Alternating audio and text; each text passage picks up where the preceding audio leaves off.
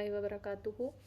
एक सवाल था कि बच्चों के एंग्शियस बिहेवियर्स के बारे में क्या किया जाए।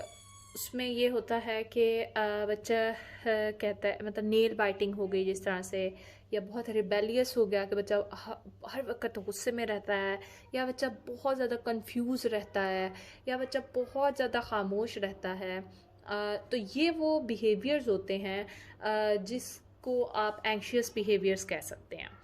और इसमें एंग्शियस बिहेवियर्स में सबसे पहले बात समझने की ये है कि ये एक लॉन्ग टर्म प्रोसेस होता है। आप इनको फ़ौरन से क्विक फिक्सेस नहीं कर सकते। These are long term to handle. और आप उनको आराम आराम से कह लें कि स्लो पॉइजनिंग के साथ उसको डील करते हैं। और दूसरी बात जो इसमें समझने की है वो ये होती है कि इसके पीछे कोई कॉज होता है।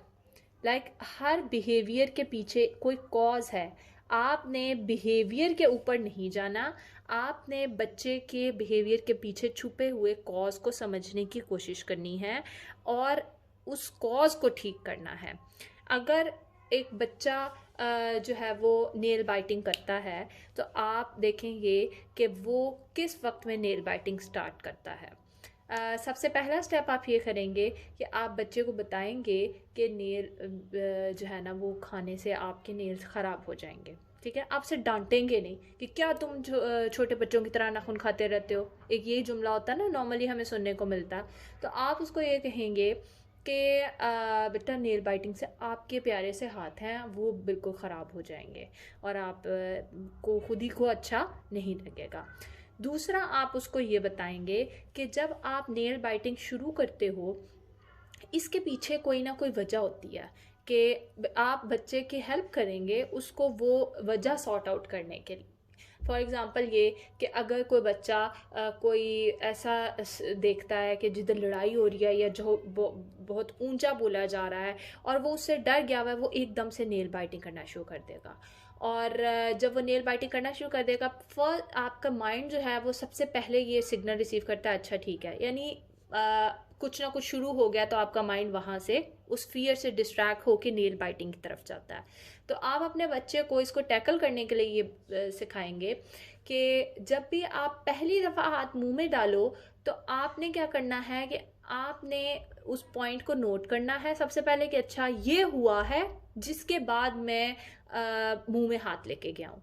दूसरा, आपने उसको ये ट्रिक समझानी है कि जब भी आप मुंह में हाथ डालने लगो आप फ़ौरन से अपने बाजू के ऊपर ही कोई चुटकी काट लो, क्योंकि आपके ब्रेन को सिर्फ ये सेटिस्फेक्शन चाहिए होती है कि कुछ हो रहा है।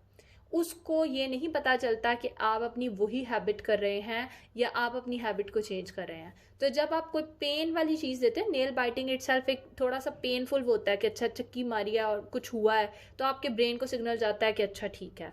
तो आपने अपने बच्चे को ये बताना है कि बेटा जब कभी आप नेल बाइट करने लगो आप या तो खारिश कर लो अपने हाथ पे या आप चुटकी काट लो अपने हाथ पे।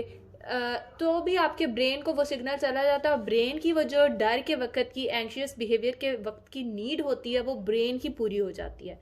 क्योंकि जब बच्चा पहली दफ़ा हाथ मुंह में डालता है तो वो ब्रेन को सेटिस्फाई कर देता है, लेकिन फिर उसके बाद वो बाहर निकालना भूल जाता है।